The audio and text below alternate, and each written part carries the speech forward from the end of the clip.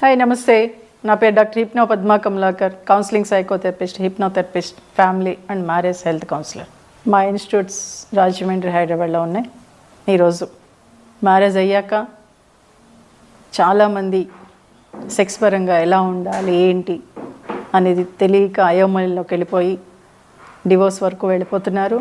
అప్పుడప్పుడు అంటే చాలామంది ఏంటంటే పెళ్ళి అయిపోయి పిల్లలు పుట్టేశారు, ఇంకా మాకు సెక్స్ కోరికలు ఏముంటాయని అంటారు. ఏం కాదండి, హ్యాపీగా ఎక్కడికైనా వెళ్ళండి. ఇద్దరూ కలిసి ఒక అద్భుతమైన ప్రపంచాన్ని సృష్టించుకునేది మీ చేతుల్లోనే ఉంది. ఓకే, నేను చాలా వీడియోస్లో చెప్పాను, ఇప్పుడు కూడా మరలా చెప్తున్నాను. ఇద్దరు కలిసి స్నానం చేయండి, ఇద్దరు కలిసి చక్కగా బయటికి వెళ్ళండి, ఎక్కడికి వెళ్తారో మీ ఇష్టం అది. ఓకే, ఎప్పుడైతే కలిసి స్నానం చేశారో ఆ వాటర్ అలా మీలో పడుతూ ఉన్నాయో మీ ఇద్దరి మధ్యన అటాచ్మెంట్ అనేది మరింత అద్భుతంగా ఉంటుంది. అలాగే చాలామంది జెంట్స్ ఏం చేస్తారంటే, అరే నా భార్య నాకు సహకరించట్లేదు, ఇష్టమైన భంగిమలో ఉండటం లేదు అని చాలామంది జెంట్స్ కంప్లైంట్ చేస్తూ ఉంటారు. బట్ మీరు అసలు చెప్తేగా మీ భార్యకి, బయట దానితో చెప్పినప్పుడు మీ భార్యతో మీరు ఎందుకు చెప్పరు? కాబట్టి మీ భార్యతో మీరు తన స్నేహపూర్వకంగా చాలా ఫ్రీగా మాట్లాడడానికి ప్రయత్నం చేయండి. ఎప్పుడైతే అలా ప్రయత్నం చేశారో తను కూడా ఇష్టపడచ్చు. అంటే కొన్ని భంగిమలు భార్య ఇష్టపడకపోవచ్చు, అప్పుడు మీరు స్మూత్గా సున్నితంగా చెప్తే తను కూడా యాక్సెప్ట్ చేస్తుంది. అలాగే ఏంటంటే ఎప్పుడు కూడా ఎలా ఉంటుందంటే, పూర్వం పెళ్ళయిన తర్వాత హనీమూన్కి అని చెప్పేసి ఇప్పుడు కూడా ఎక్కడెక్కడో ఊటీ, కొడైకెనాల్ ఏదో మంచి మంచి ప్లేసులకి లేకపోతే యూఎస్ఓ ఎలా పంపించేస్తుంటారు. అది కాదు, చక్కగా గుళ్ళకు వెళ్ళండి, పురాతనమైన గుళ్ళకు వెళ్ళండి. ఒక వైఫ్ అండ్ హస్బెండ్ ఎలా ఉండాలో భంగిములతో సహా గుళ్ళ చుట్టూ అవి చిక్కు ఉంటాయి. ఎప్పుడైతే ఆ గుడులకు వెళ్ళారో ఒక భార్యాభర్త అవి చూస్తూ ఉంటారో వాళ్ళ కోరికలు అనేవి పెరుగుతూ ఉంటాయి.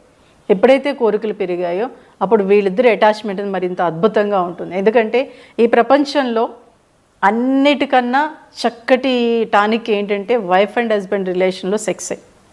దాన్ని మనం మర్చిపోతున్నాం. ఇప్పుడు ఈ మధ్య నేను పెళ్ళైన వాళ్ళు కూడా 3 monthsకో 4 monthsకో లేదా 6 monthsకో కలుస్తున్నారు. అది కాదు, పెళ్ళైన కొత్తలో చక్కగా రోజు కలుస్తూ ఉంటేనే మీ ఇద్దరి మధ్యన అటాచ్మెంట్ మరింత బాగా పెరుగుతుంది. అలాగే తర్వాత క్రమంలో అరే ఇప్పుడు ఒకరోజు కలిసినా హ్యాపీగా ఉండాలంటే మీరు మాట్లాడుకునే విధానం, మీ కమ్యూనికేషన్ ఎంత లవ్లీగా ఉంటే మీ లైఫ్ కూడా అంత లవ్లీహుడ్గా ఉంటుంది. సో కాబట్టి మీరు చేసే ప్రతి పనిలోనూ తన భార్యని మీద ఎప్పుడు లేదా భర్త మీద ఎప్పుడూ కంప్లైంట్స్ కాదండి. ఒక వైఫ్ అండ్ హస్బెండ్ ఎలా ఉండాలి ఏంటి అనేది వాళ్ళు తెలుసుకోవాలంటే ఫస్ట్ తల్లిదండ్రులు పెళ్ళి అయిన తర్వాత వాళ్ళిద్దరినీ ఒక 1 year వదిలేసేయండి. మీరు మధ్యలో దూరి నువ్వు అలా ఉండు ఇలా ఉండు అనే అమ్మాయికి అటు అబ్బాయికి చెప్పేయడంతో వాళ్ళు ఎలా ఉండాలో అర్థం కాక అయోమయంలోకి వెళ్ళిపోయి గొడవలు పెట్టుకుంటున్నారు. కాబట్టి ఒక 1 or 2 years వరకు తల్లిదండ్రులు వాళ్ళిద్దరిని ఫ్రీగా వదిలేస్తే వాళ్ళు నేర్చుకుంటారు. ఏ గొడవ వచ్చినా ఏమొచ్చినా వాళ్ళకి వాళ్ళు తీర్చుకుంటారు. వాళ్ళు ఏం చిన్నపిల్లలు కాదు, వాళ్ళు జాబ్ చేస్తున్నారు, సంపాదిస్తున్నారు, వాళ్ళకి ఒక స్టేజ్ వచ్చేసింది. బట్ ఇక్కడ తల్లిదండ్రులుగా మీరు ఇన్వాల్వ్ అవ్వద్దు. అలాగే ఒక వైఫ్ అండ్ హస్బెండ్గా మీరు పెళ్లి చేసుకున్నారు కదా, మీరు సినిమాలు చూస్తూ ఉంటారు కదా, ఒక వైఫ్ ఎలా ఉండాలి, ఓకే అమ్మా నాన్నలు చెప్పలేదు అంటే సినిమాలు చూస్తున్న క్రమంలో ఎలా ఉంటే బాగుంటుంది, ఎలా ఉంటే భర్త అర్థం చేసుకుంటాడు, భార్య అర్థం చేసుకుంటుంది అనేది మీకు మీరుగా తెలుసుకోండి. ఎప్పుడైతే మీకు మీరుగా తెలుసుకున్నారో ఒక భార్యతో మీరు చక్కగా మాట్లాడగలుగుతారు. కొన్ని భయాలు ఉంటాయండి. ఎందుకంటే మన సంస్కృతి, భారతదేశ సంస్కృతి ఆడపిల్ల ఇలా ఉండాలి అలా ఉండాలని చెప్పడంతో భర్త దగ్గరికి వచ్చేటప్పటికి కాస్త భయపడుతుంది. అరే భర్తతో ఏమన్నా అంటే ఏమనుకుంటాడో, లేకపోతే ముందే ఎక్స్పీరియన్స్ ఉందా అని అడిగేస్తాడేమనే భయంతో ఎక్కువగా మీతో ఫ్రీగా ఉండలేదు. కానీ ఒకటి చెప్పనా, ఒక భర్తగా మీకు తెలిసిన దానికన్నా భార్యకి చాలా తెలుసండి. ఇంతకుముందు చాలామంది అనేవారు, స్వాతి వీక్లీ రాగానే ముందే ఆడవాళ్ళే చదివేస్తారు సమరం గారిది అని అనేవారు. కాబట్టి తను కొద్దిగా తెలుసుకున్నా ఎక్కువగా దాని గురించి థింక్ చేయగలుగుతుంది, 10 మందిని అడగగలుగుతుంది. సో కాబట్టి ఆ ఆలోచన తనలో ఉంటుంది. కాబట్టి ఏదున్నా మీరు లవ్లీగా మాట్లాడుతున్నారా లేదు. ఎందుకంటే 10 మందిని వదిలేసి మీ ఇంటికి వస్తుంది ఒక అమ్మాయి, మీరు ఎవరిని వదలరు, మీ తల్లిదండ్రులతో ఉంటారు, మీ అక్క చెల్లెలతో ఉంటారు అన్నదం. సో కాబట్టి మీరు తనతో ఫ్రీగా మాట్లాడడానికి ట్రై చేయండి. ఇక్కడ ఎలా ఉంటుందంటే మా అమ్మలా ఉండు, మా అక్కలా ఉండు అని పోల్చకండి.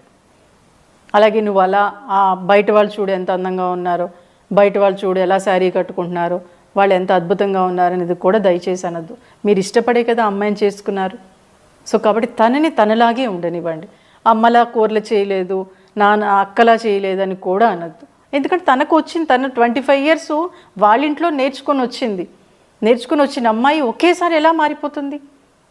అలాగే ఒక భార్య భర్తని మా నాన్నలా ఉండు, మా నాన్నలా మాట్లాడు అని అనద్దు. తను ఎలా మాట్లాడుతున్నాడు అనేది ముందు అబ్జర్వ్ చేసుకోండి. మీరు ఎదురుగా కూర్చొని లవ్లీగానే మాట్లాడుకోవడానికే ట్రై చేయండి. కానీ చాలామంది ఈ మధ్య నేను అబ్జర్వ్ చేసింది, ఇగో మా అమ్మని నువ్వు అలా అన్నావు, లేకపోతే పెళ్ళిలో అలా అన్నావు, ఇలా ఉన్నావు, ఈ విషయాలు వచ్చేస్తున్నాయి. అవి అవసరమా? అవి మీకు తిండి పెడుతున్నాయా? అవి మిమ్మల్ని హ్యాపీగా ఉండేలా చేస్తున్నాయా? లేదు కదా. సో కాబట్టి మీరు లవ్లీగా మాట్లాడుకోవడానికి ట్రై చేయండి. భర్త ఆఫీస్ నుంచి రాగానే భారీ భుజం తడుతూ తిన్నావా, లేకపోతే కాఫీ తాగుదామా అని లవ్లీగా అడగండి. లవ్లీగా మాట్లాడడానికి ట్రై చేయండి. అదే బయట ఆడదాంతో ఎంత అద్భుతంగా మాట్లాడేస్తారండి. అసలు ఎక్కడ లేని కబుర్లు వచ్చేస్తాయి. ఇక్కడ మీ వ్యక్తితనం, మీ సొంతం. సో కాబట్టి ఒక భర్త కానీ భార్య కానీ మీ భర్తతో మాట్లాడేటప్పుడు లేకపోతే మీ భార్యతో మాట్లాడేటప్పుడు వాళ్ళు హ్యాపీగా మనం మాట్లాడే మాటను రిసీవ్ చేసుకుంటున్నారు లేదా అబ్జర్వ్ చేస్తూ మాట్లాడండి. అలాగే మీకు ఇంకా కోపంగా ఉంది, చాలా అనీజీగా ఉందనుకున్నప్పుడు చక్కగా భర్త పక్కన భార్య పక్కన కూర్చొని చేయి పట్టుకొని కాసేపు అలా ప్లెజెంట్గా ఉండిపోండి. అలాగే మీకు కోపంగా ఉన్నప్పుడు హ్యాపీగా పడుకోండి. మార్నింగ్ లేచినప్పుడు ఇద్దరు కలిసి రావే కాసేపు బయటికి వెళ్దాం, పని ఉందని అని భార్య అందనుకోండి, సర్లే నేను నీకు హెల్ప్ చేస్తాలే అని చెప్పండి. అలాగే ఇద్దరు కలిసి సో కాబట్టి మీరు చేసే ప్రతి పనిలోనూ తన భార్యని మీద ఎప్పుడు లేదా భర్త మీద ఎప్పుడూ కంప్లైంట్స్ కాదండి. కంప్లైంట్స్ 2 ఉంటే మంచి 8 ఉంటాయి. ఆ 8ని మీరు మర్చిపోతున్నారు. సో వాటిని బయటకు తీయండి. మీరు ఇష్టపడే కదా పెళ్లి చేసుకున్నట్టు తనలో ఎన్నో మంచి విషయాలు ఉండబట్టే కదా మీరు మీ భర్తని కానీ మీ భార్యని కానీ మీరు చేసుకున్నారు. అంటే ఆ మంచిని మీరు ఎప్పుడైతే అప్పుడప్పుడు నువ్వు ఆ రోజు భలే ఉన్నావే, ఆ రోజు చాలా బాగున్నావు, ఆ శారీలో చాలా బాగున్నావు, లేకపోతే అక్కడికి వెళ్ళినప్పుడు ఎంతో బాగున్నావు, అలా భర్తని పొగడండి, భార్యని పొగడండి. ఎప్పుడైతే చిన్న చిన్న ఆ మాట, ఆ చిన్న చిన్న టచ్లు మిమ్మల్ని మరింత హ్యాపీగా ఉండేలా చేస్తాయి. అలాగే ఏంటంటే పడక గదిలోకి వెళ్ళినప్పుడు బయట సమస్యలన్నీ వదిలేసేయండి. ఎప్పుడైతే చాలామంది మగాడు కానీ ఆడది కానీ ఇంట్లోకి లోపలికి చక్కగా పడుకుందామని వెళ్ళేటప్పటికి ఆ రోజు ఇలా ఉన్నాం, ఈరోజు ఇలా చేసావు, లేకపోతే దీనికి ఇది కావాలి అని బెడ్రూమ్లో మొదలు పెడతారు. ఆ ఎట్టి పసులు చేయదు. చక్కగా లవ్లీగా మాట్లాడుకోండి, సరదాగా మాట్లాడలేదు. సినిమాలో మంచి సీన్ ఏమైనా మీకు నచ్చిందంటే అప్పుడు కాసేపు మాట్లాడుకోండి. అలా మాట్లాడుకుంటూనే మీరు మీ పనిలోకి వెళ్ళినప్పుడు హ్యాపీగా లైఫ్ని ఎంజాయ్ చేయగలుగుతారు. బట్ ఎప్పుడూ కూడా ఎలా ఉంటుందంటే సమస్యలని ఎప్పుడు వస్తూ ఉంటాయి. భార్యాభర్తల మధ్యన కూడా సమస్యలు వస్తాయి. బట్ సమస్యలు వచ్చినప్పుడు ఎప్పుడు కూడా భార్య అంటే చాలామంది భార్యలు ఏం చేస్తూ ఉంటారంటే కొంతమంది ఏంటంటే భర్తకి దూరంగా ఉంటారు, లేదా పుట్టింటికి వెళ్ళిపోతూ ఉంటారు. కొన్ని సంవత్సరాలు కూడా దూరంగా ఉంటారు, కొన్ని నెలలు పుట్టింటికి వెళ్ళిపోతారు. అది ఎట్టి పసులు చేయదు. గొడవ పెట్టుకున్న కాసేపటికే మాట్లాడండి. ఆ గొడవ పెట్టుకున్న నైటే ఫిజికల్ రిలేషన్ ఉండేలా చూసుకోండి. ఎప్పుడైతే అవన్నీ చేశారో ఈ సమస్యలన్నీ పటాపంచలు వెళ్ళిపోతాయి. బట్ మహిళ మీరు ఆలోచించండి, ఒక సమస్య వచ్చినప్పుడు ధైర్యంగా ఎదుర్కొని ధైర్యంగా సాల్వ్ చేసే కెపాసిటీ మహిళకు ఉంటుంది. సో కాబట్టి మీ ఫ్యామిలీలో మీ వైఫ్ అండ్ హస్బెండ్ మధ్యన సమస్యలు ఏమైనా వస్తే మీకు మీరుగా సాల్వ్ చేసుకోండి. థర్డ్ పర్సన్ ఎంటర్ అవ్వకండి. మీరిద్దరే కూర్చొని సాల్వ్ చేసుకోండి ఏ సమస్య వచ్చినా కానీ. అలా ఎప్పుడైతే సాల్వ్ చేసుకున్నారో మీరు మరింత అద్భుతంగా ఉండగలుగుతారు. ఇంకొకటి కూడా ఉండాలి, మన ఇంటికి ఎన్ని కీస్ ఉంటాయండి? 2 కీస్ కంపల్సరీ ఉంటాయి కదా. ఒకటి భార్య దగ్గర, ఒకటి భర్త దగ్గర ఉంటాయి. అంటే చాలా ఫ్రీగా ఏదైనా మనం తీసుకొని లోపలికి వచ్చేయచ్చని భార్య భర్త అనుకుంటారు కదా. అలాగే మీ ఫోన్లో మీరు లాక్ పెట్టుకోకండి. ఎందుకు లాక్ పెట్టుకోవాలి? భార్య అయినా సరే భర్త ఫోన్ తీసేలా ఉండాలి, భార్య ఫోన్ భర్త తీసేలా ఉండాలి, భర్త ఫోన్ భార్య తీసేలా ఉండాలి. లాక్ అవసరమా? మీ ఇద్దరి మధ్యన అది ఉంటే మటుకు కొంతకాలం లాక్ లేకపోయినా సరే మీ ఫోన్ ఎవరు ముట్టుకోరు, మీ భర్త కానీ మీ భార్య కానీ. మీ ఇద్దరి మధ్యన రహస్యాలు ఏముంటాయి చెప్పండి? ఓకే, ఎప్పుడోదో ఉందని ఇప్పుడు కూడా ఉండాల్సిన అవసరం లేదు కదా. ఏదైనా ఉన్నా చక్కగా మాట్లాడుకోండి. ఎప్పుడైతే అలా మాట్లాడుకున్నారో, ఎప్పుడైతే లాక్ లేదో మీరు హ్యాపీగా మీ ఫ్యామిలీని లీడ్ చేయగలుగుతారు. శ్రీకృష్ణుడు అంతటి వాడే భార్య ఒకసారి వచ్చి అదే ఫంక్షన్కి వెళ్ళాలి అంటే, నాదా ఇన్ని చీరలో ఏ చీర కట్టుకోను అని అంటుంది. అప్పుడు ఏం చేస్తాడంటే ఒక చీర తీసి ఇస్తాడు. పాపం ఎంతో హ్యాపీగా వెళ్ళిపోతుంది రుక్మిణి.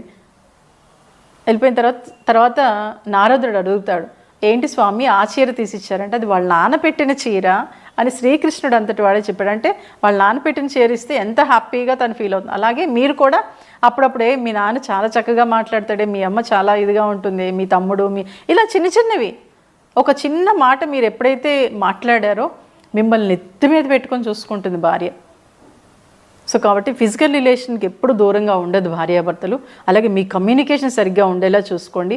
మీ టచ్ కూడా అప్పుడప్పుడు చిన్న చిన్న లవ్లీ మాటలు మాట్లాడుకోండి ఎందుకంటే మీరు భార్యాభర్తలు, బయట వాళ్ళు కాదు.